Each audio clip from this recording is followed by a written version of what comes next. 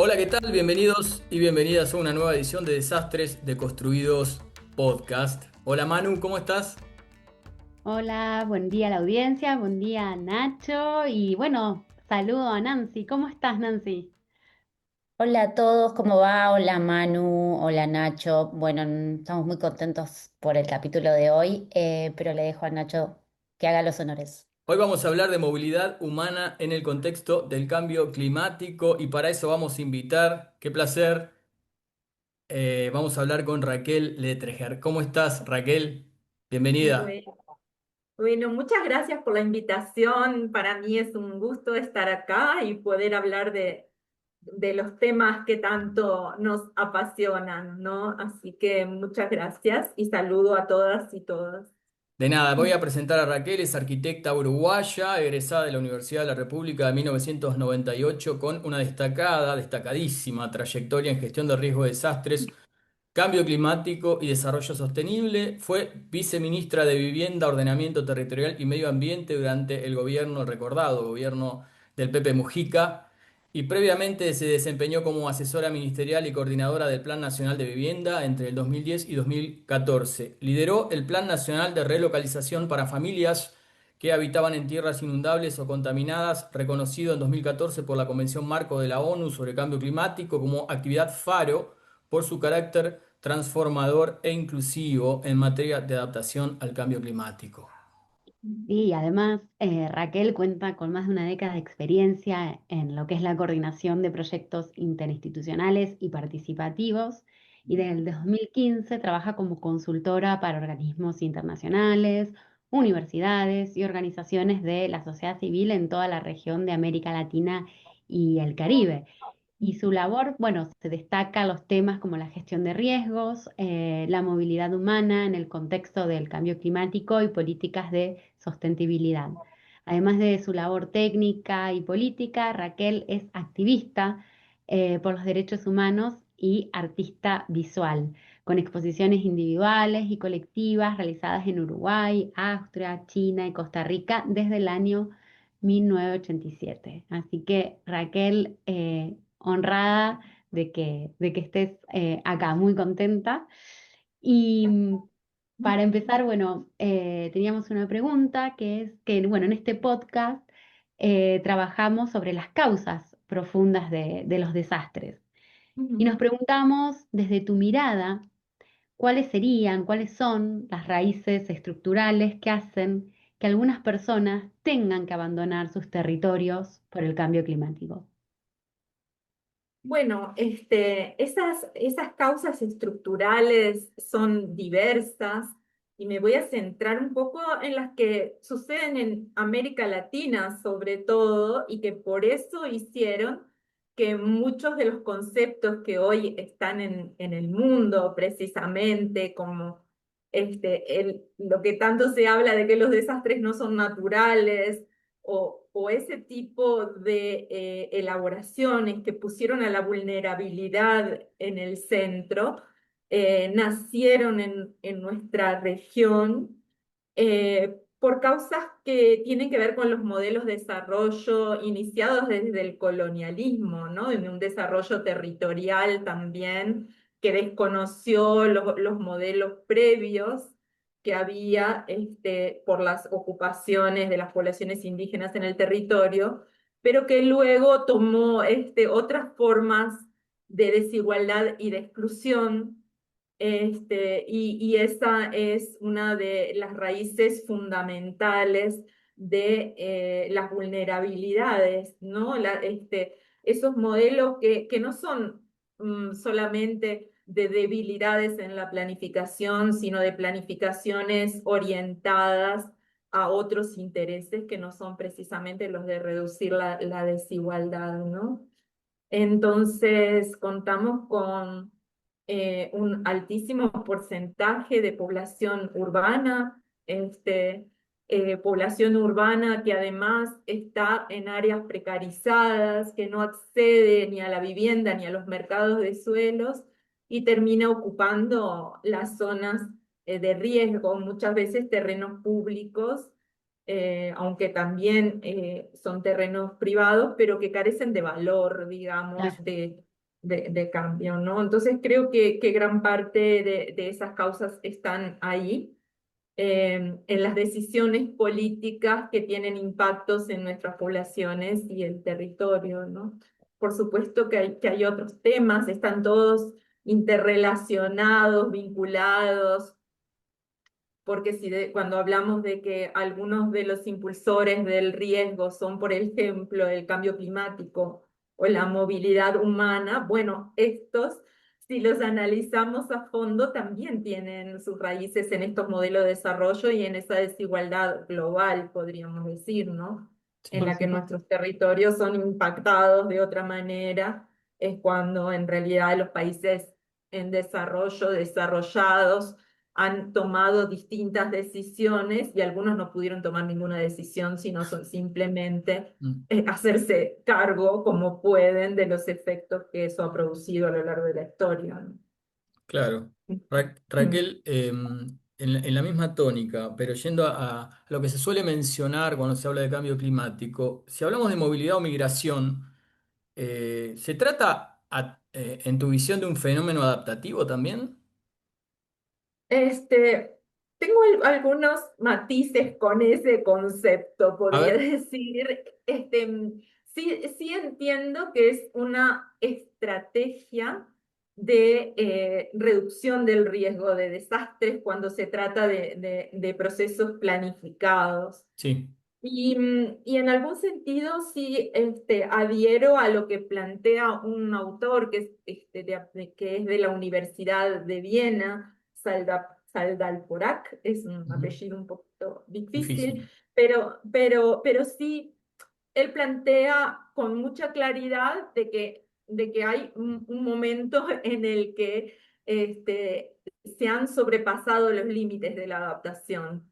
Entonces, yo creo que en cierta forma, esa es una postura muy personal, digamos, pero sí creo que vivimos en una cultura del éxito donde parece que todo lo que nos sale mal nos salió bien. Mm. Y en realidad no, en realidad hay unos costos muy altos para las poblaciones que tienen que abandonar sus Sí, claro. territorios. Y entonces no lo vería como una estrategia de adaptación, sino como un fracaso de la adaptación que no ha logrado ser en los lugares en donde ocurren este tipo de fenómenos, ¿no? Entonces, si bien inicialmente se concibió desde esas perspectivas y adhiero a que en cierto porcentaje podría estar situado en el contexto de una gestión correctiva del riesgo de desastres, o de una cierta adaptación, pero creo que cuando analizamos el grueso de los casos, en realidad es como, bueno, cuando pensamos en la sequía y las poblaciones que no pueden acceder ni siquiera a su seguridad alimentaria, no vería ningún punto exitoso en esa perspectiva, ¿no? Creo que es la nuestra a veces como técnicos y no la de las comunidades que son las que pierden en ese caso, ¿no? Clarísimo. Sí, y para agregar, así para complementarme, se me vino cuando estabas hablando a la cabeza, bueno, lo que dice Tony Oliver Smith, que la reubicación es lo que se debe hacer en la última instancia, porque todos los costos, ¿no? Esto que hablabas asociados a Exactamente, esa ¿no? pérdida. Costos de los que hemos aprendido cada día y a lo largo de los años. En el día de hoy, precisamente, acabo de terminar el prólogo de lo que va a ser lo que es, bueno, una publicación basada en una investigación que se hizo 40 años de lo que fue el desastre de Armero en Colombia, ¿no? Llevado adelante por la Defensoría del Pueblo, que tiene una secretaría especializada en gestión de riesgo de desastres. Y entonces, quiero decir, seguimos aprendiendo de esos costos que son intergeneracionales, porque pasaron 40 años y en 40 años de familias dispersas en el territorio que perdieron su identidad con un lugar que además conlleva una serie de traumas, dolor, pérdida de vidas humanas, etcétera. Bueno, ¿cómo hicieron esos que eran niños y adolescentes niñeces totalmente impactadas por este desastre, bueno, hoy son madres, padres, bueno, no estaban en unas condiciones ideales para poder transmitir determinadas esperanzas o vínculos con el territorio a esa nueva generación, ¿no? Entonces quiero decir que pasan los años, eso sucedió, veamos, antes de que salieran todas las publicaciones de la red vinculadas a los estudios de vulnerabilidad y a lo que hablábamos antes de que los desastres no son naturales, antes de que existiera la Oficina de Naciones Unidas para la Reducción del Riesgo de Desastres. Son 40 años de aprendizajes y sabemos que tienen similitudes con otros procesos que también refieren a sucesos traumáticos, podemos decir, para poblaciones y comunidades, y por lo tanto, bueno, hay muchísimo para hacer, por lo tanto, que sea una opción la reubicación, bueno, sí, como dice Anthony Oliver Smith, tiene que ser la última de las soluciones, y mientras tanto otras y otras que no se han ensayado mucho, ¿no? Por sus costos muchas veces también, ¿no? Y a veces por cuestiones culturales, podría decir, porque, por ejemplo, en el caso de Uruguay, por decirte algo que conozco muy bien, este, podríamos decir bueno, que una posibilidad para no reubicar poblaciones es empezar a tener tecnologías de construcción que permitan el uso de palafitos, que eleven las construcciones y ese tipo de cosas. Y sin embargo, ni siquiera se ha podido ensayar algo así, entre otras cosas, porque, bueno, porque las personas consideran que las arquitecturas de este tipo, como sobre palafitos, o que las arquitecturas de madera son signos de la pobreza. Ah, Y por lo tanto, cuando en realidad podrían brindar las mismas prestaciones en términos de la calidad de vida que otras construcciones. Y Uruguay ha andado ese camino, ha trabajado mucho con Canadá, con Chile, en generar viviendas de madera de calidad, pero bueno, hay un estigma todavía en muchos casos, y es un tema cultural, ¿no? Porque creo que lo que hablábamos antes de las desigualdades empiezan a generar estigmas, empiezan a generar eh, elementos simbólicos también, bueno, que reúnen características que los concentran en una determinada clasificación, ¿no? Y eso también limita las posibilidades de generar otras estrategias, porque no,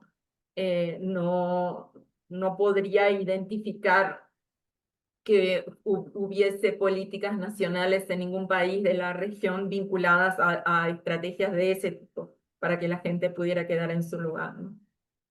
Sin embargo, sí, llamadas de diversas maneras, reubicaciones, relocalizaciones, realojos, relocalizaciones decimos en el sur en general, en Argentina, en Chile, en Uruguay, en el resto de la región en general se llaman a veces reasentamientos, pese que en la jerga internacional quizás tienen otras connotaciones, o reubicaciones, pero de ese tipo hay muchísimas de distinto tipo, carácter, con distintos grados de participación y muchas cosas, ¿no? Bueno, que podemos seguir conversando. sí, Sí. sí, sí, tal cual. Y si Mm. pensamos, bueno, en esto de en materia de movilidad humana, ¿qué Mm. particularidades o qué viene a ofrecer el enfoque de los derechos humanos? Es que el enfoque de derechos humanos es un enfoque que debe estar integrado a toda la práctica que corresponda a las políticas públicas en todos los órdenes. Pero ¿qué pasa en las reubicaciones planificadas o en la migración o en los desplazamientos? Por supuesto que hace muchísimos años que, por ejemplo, los sistemas nacionales de gestión de riesgos o de emergencias de los países han llevado de mejor o peor manera registros de las pérdidas materiales, ¿no?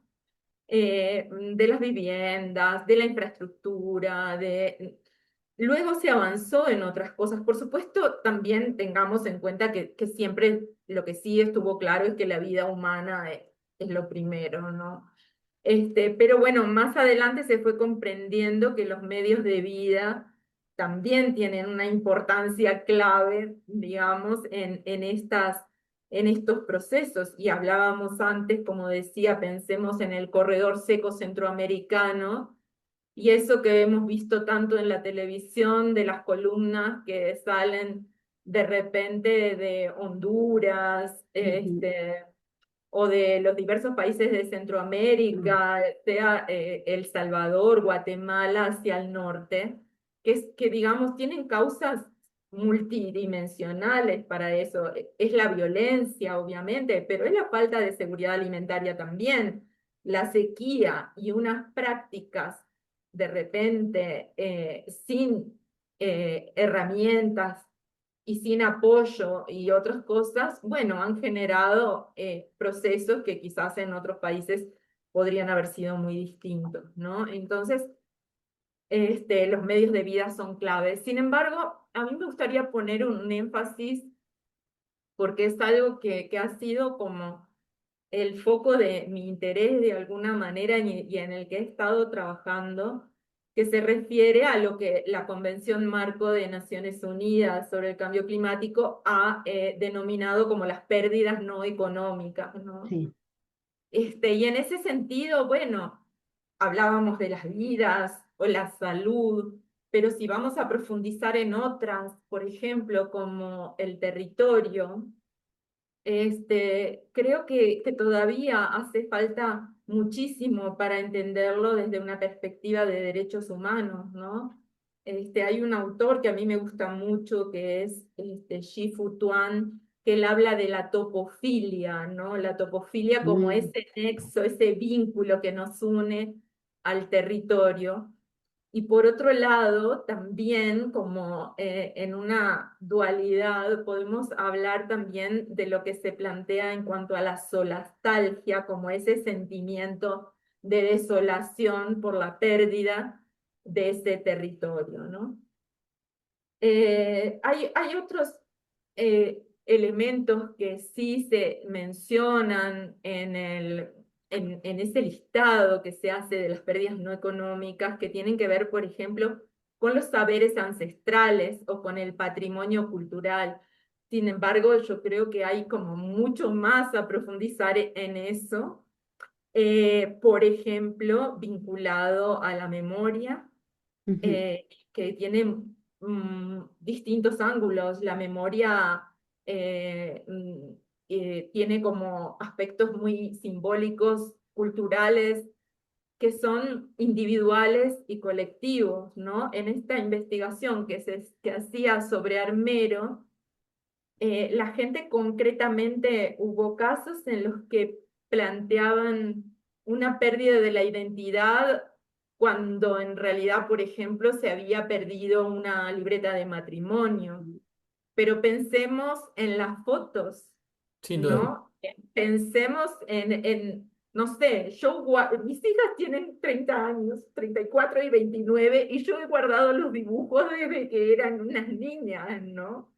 Y bueno, y para mí es el mundo de lo importante, de lo esencial en mi existencia, por ejemplo. Y a la gente le pasa eso, Claro, claro, lo que a ¿no? uno acuerda, a qué acuerda y la importancia, digamos. Exactamente, que no tiene que ser lo que yo valoro, sino lo que la persona valora como tal. Y recuerdo mucho el caso de una familia que había sido parte de un proceso de reubicación en Uruguay, que está en el norte del país, muy cerca de Brasil. Karen se llamaba, la mamá se llama, y, y por ejemplo yo les pregunté en un momento qué habían llevado de su casa anterior, y ella me dijo, estaban los niños y el esposo también, que no extrañaban casi nada, porque pero que entonces se habían llevado un rosal porque era lo único que les significaba vida. Y el rosal estaba así, maravilloso, en el nuevo lugar, ¿no? Entonces, creo que hay que ahondar en todos estos temas que tienen que ver con lo cualitativo. Por supuesto, es mucho más difícil, es más fácil contar. Claro. Hubo tantas, pero yo nunca vi en un registro de pérdidas y daños cuántas fotos perdidas, cuántas cartas de amor se perdieron, cuánto, bueno, todo eso que hace a nuestro mundo de lo cotidiano, ¿no? Y la memoria es un tema que sí me interesa muchísimo en diversos aspectos. Y por supuesto, como digo, estamos en este continente que ha tenido una historia eh, mm, que también se ha ocupado de la memoria y de la justicia, ¿no? Yo ahora estoy en Colombia, donde, bueno, hubo un conflicto armado, Sí, soy de Uruguay, donde, bueno, también hubo una dictadura, hubo una serie de cosas que están en la tierra, esa sí, tierra que nos muestra una verdad muchas veces. Entonces digo, bueno, hay que tener ese cuidado de reconocer que hay cosas que están en la tierra y que pudieron ser eh, vestigios de otras ocupaciones previas, y que también en el nuevo lugar, bueno, tengamos el reparo de no construirlo de modo tal que esté ocultando historias pasadas, ¿no? Y también, ¿no?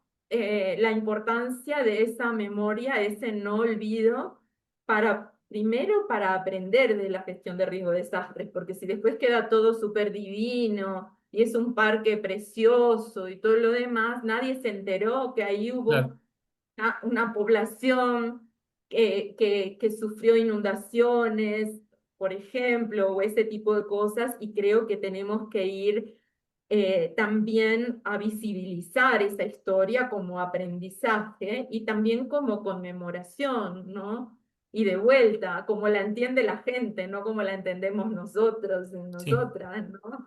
Entonces, bueno, por eso digo, en todos esos temas creo que todavía hay mucho por avanzar y tener en cuenta para pensar en una perspectiva de derechos. Y esa perspectiva de derechos, para terminar, digamos, con este tema, también tiene que tener en cuenta los enfoques diferenciados, un enfoque de Claro. género, Sí. ¿no? Porque, digamos, los derechos de las personas también están relacionados con sus capacidades, con sus vulnerabilidades, con sus situaciones de desigualdad previa, también en ese caso entre géneros, teniendo en cuenta la etnia, las cuestiones etarias y todo lo que hablábamos antes, ¿no? Y bueno, y por supuesto los temas raciales que son parte de esas desigualdades que nos cuesta admitir, porque es doloroso admitir que nuestras sociedades no han superado muchas de esas cosas, y sin embargo persisten y es necesario tenerlas en cuenta para poder repararlas, por un lado, y para poder tener claro de generar políticas que no las reproduzcan, ¿no? Nuevamente.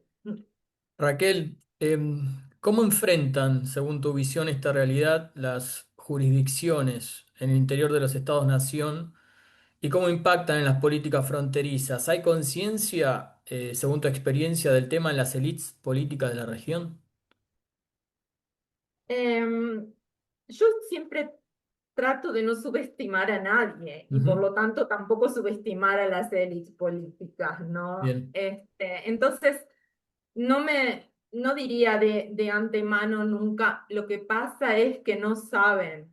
Mm. No, yo creo que bueno, que está claro que así como hay unos territorios que se desarrollan de determinadas maneras, teniendo en cuenta las políticas públicas que en ellos están, y bueno, y todos los avances que pueda tener o no un país en términos de derechos o también en lo que es los procesos democráticos dentro de los países. Son muy diferentes los países de nuestra región, ¿no? Y eso hace a la participación de las personas y a otros elementos. Entonces sí creo que hay diferencias muy grandes entre los países.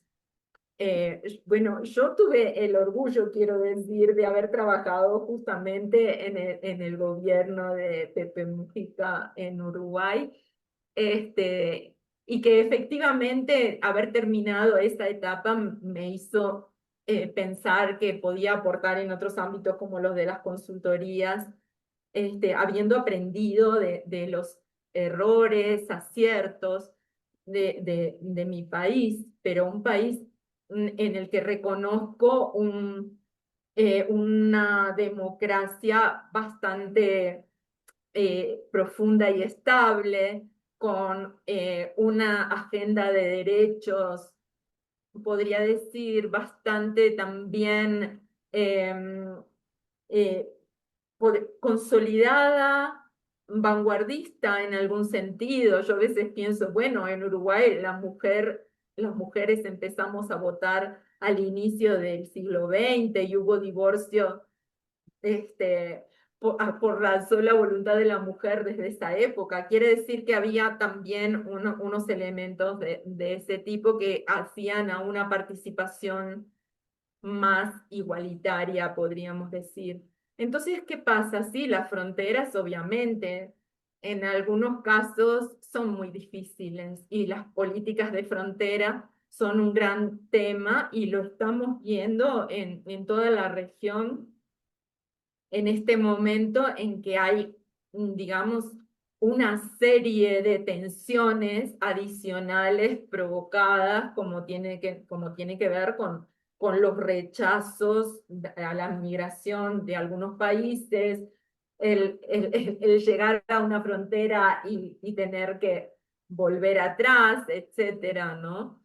Y bueno, también nuestros países son muy diferentes en lo interno, ¿no?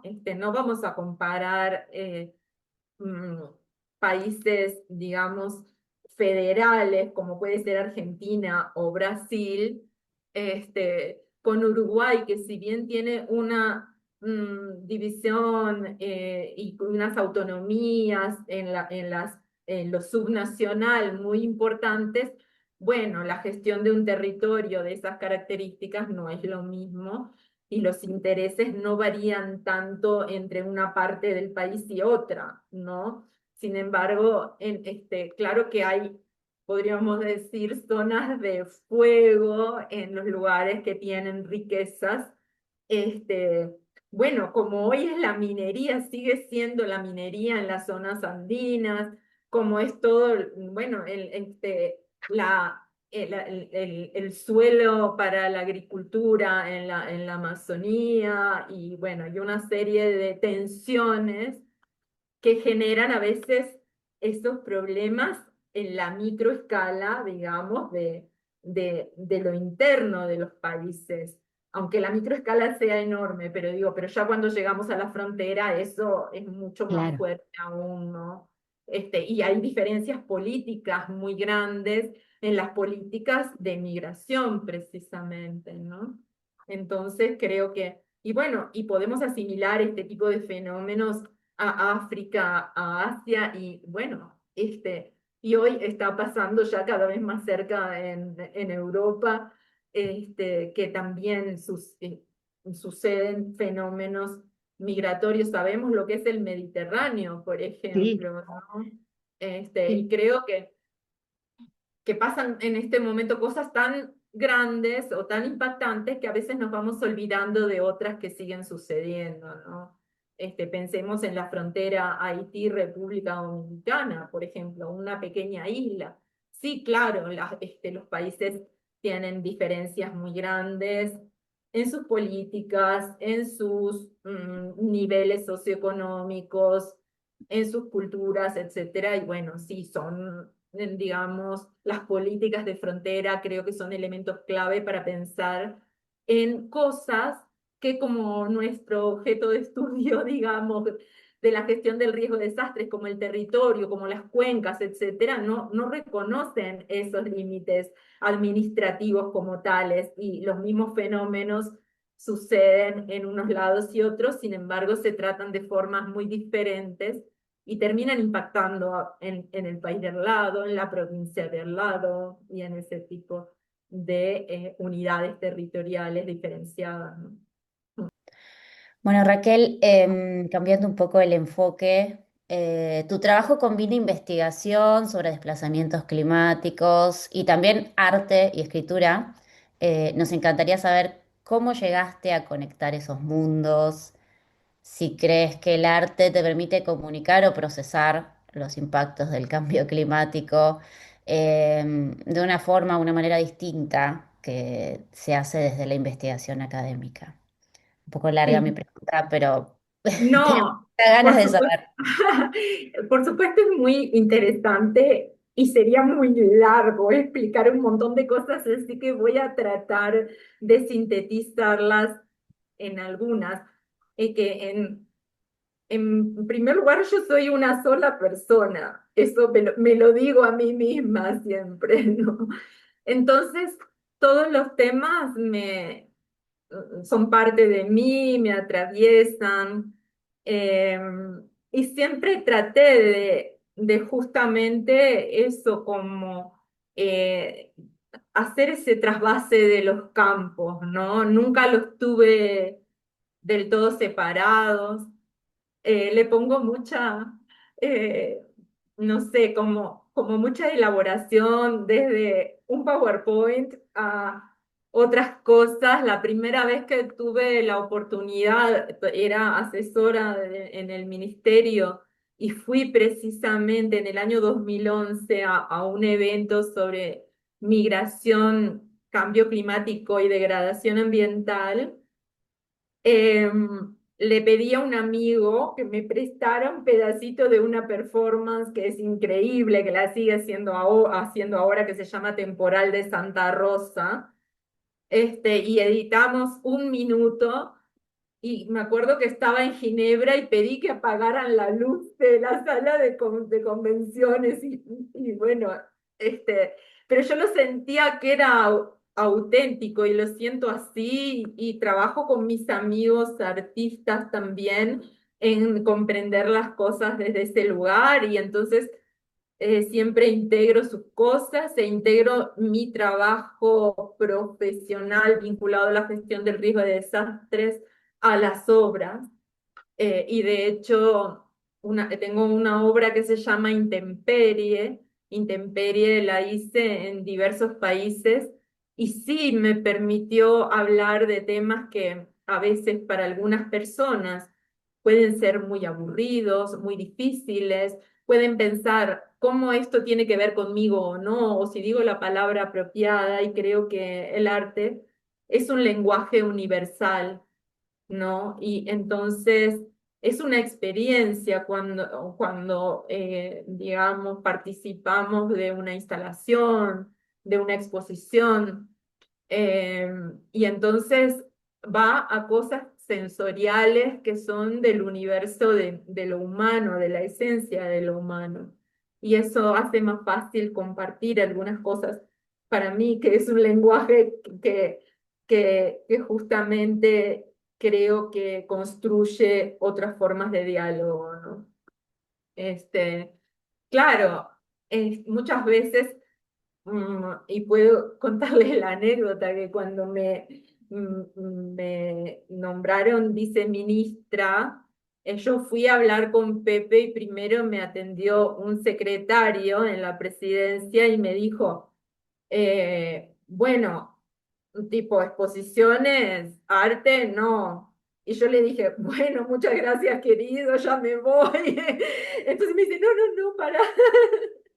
Este, y creo que nada, que se puede comprender. Obviamente que cuando uno está en un cargo de responsabilidad, el no arte a veces es por el tiempo que uno da a un lugar, ¿no? Pero el arte para mí está siempre, ¿no? Y sí me gusta escribir, como les contaba, hoy escribí ese prólogo, pero escribo todo el tiempo, tengo millones de libretitas a veces son unas pequeñas frases, pensamientos, cosas, pero necesito tener mi libretita de mis registros que no son a veces, no es que haga algo descriptivo, sino es una palabra, es una frase, es un algo bueno, que entiendo que de algún modo algún día será obra o algún día será un informe o andas a ver.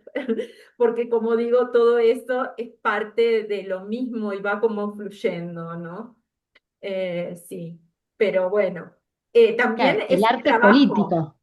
claro, absolutamente, también por eso digo, es un trabajo, porque bueno, porque cuando uno expone, por ejemplo, creo que se expone, porque estás transmitiendo cosas como de lo íntimo, de algún modo. Pero también yo creo en eso, digamos, de que tenemos que salir de que, por ejemplo, ser un profesional calificado o tener un lugar de responsabilidad en un gobierno implica que somos personas que no sé, que no se nos desplancha la camisa, que no, porque eso al Claro. final decís, somos como todas las personas. Yo quiero ser la persona que soy y poder conectarme con otras que son iguales. No puedo ser un robot ni no tener errores, ni no tener vulnerabilidades, ni no tener, todos tenemos, ¿no? Si no, se corta un poco ese vínculo con lo real. Y bueno, y no quiero estar lejos de lo real, y de hecho, en mi trabajo, que bueno, claro, ustedes decían, no sé, son muchos años de trabajo y mucho de lo que tengo como cometidos tiene que ver con análisis, podríamos decir, de escritorio muchas veces o propuestas.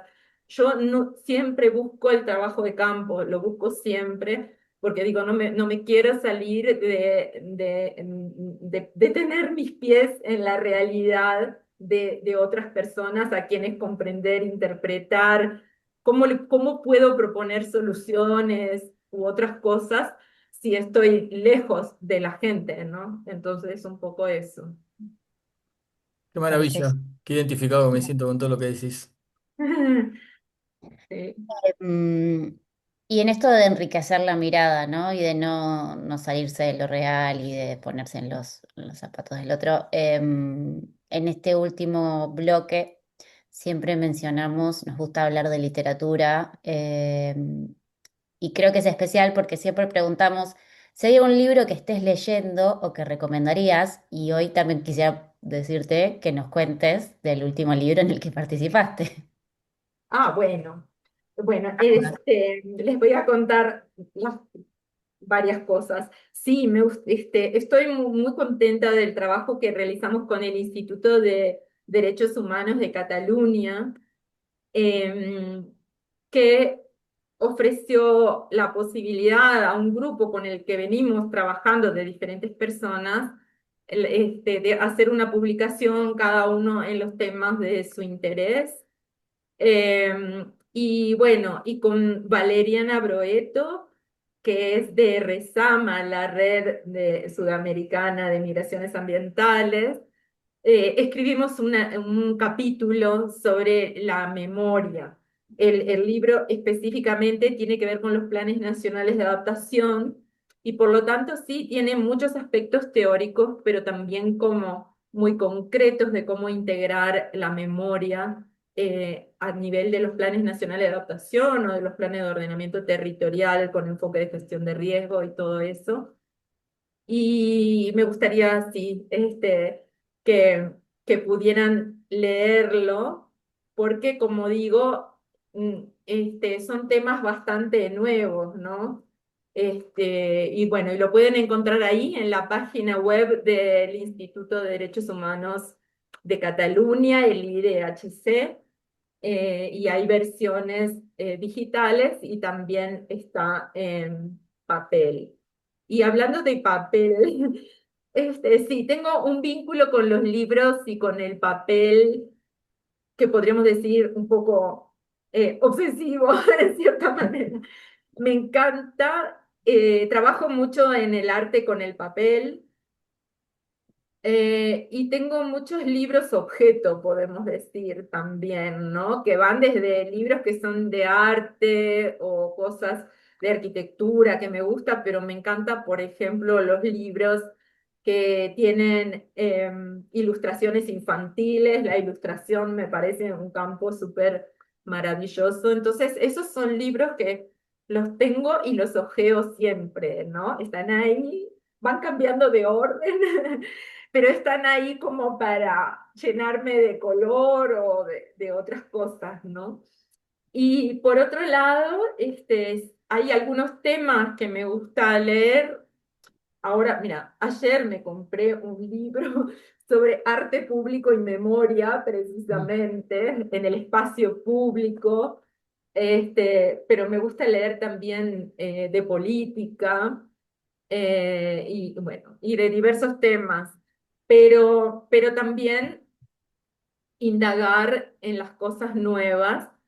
Y esto que voy a decir ahora va a parecer muy contradictorio, pero justo me interesa la obra de las escritoras jóvenes, sobre todo las que nacieron y crecieron en un mundo tan distinto al mío y por lo tanto sus ideas y sus cosas son muy distintas. Y bueno, y entonces empecé a leer de una escritora que se llama Tamara Silva, de Uruguay, del interior del país, un libro que es de cuentos y se llama Desastres Naturales. Pero, pero es un libro súper interesante y como digo, tiene esa tónica bueno, de una generación mucho más joven que la mía, que me hace ver el contexto, el entorno y las experiencias, porque ella habla de experiencias vinculadas al ambiente y a los desastres de alguna manera, muy diferentes a las que yo con mi bagaje pude afrontar. Entonces sí me interesa mucho. De las escritoras jóvenes de Uruguay también me encanta Leonor Courtoisí.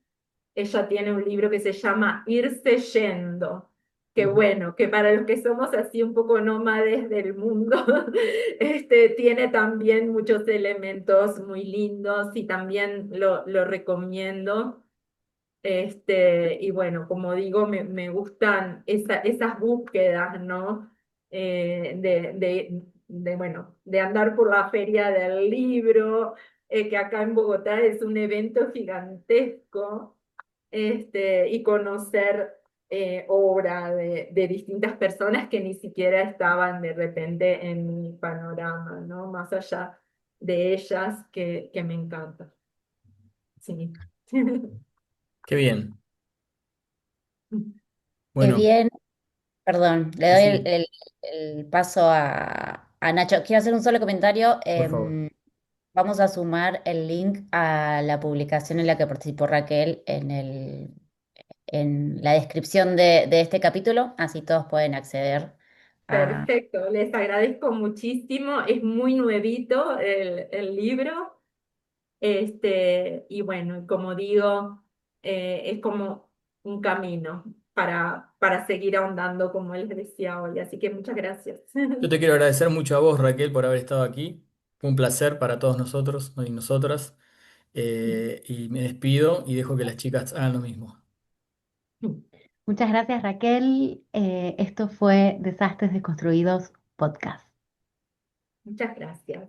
Gracias a todos. Por último, síganos en redes sociales para enterarse de todas las novedades. Acuérdense que estamos en Instagram, Twitter, Facebook, LinkedIn y al final de este video van a poder encontrarlos todos los links. Muchas gracias. Hasta el próximo capítulo. Gracias. Saludos a todos. Hasta luego.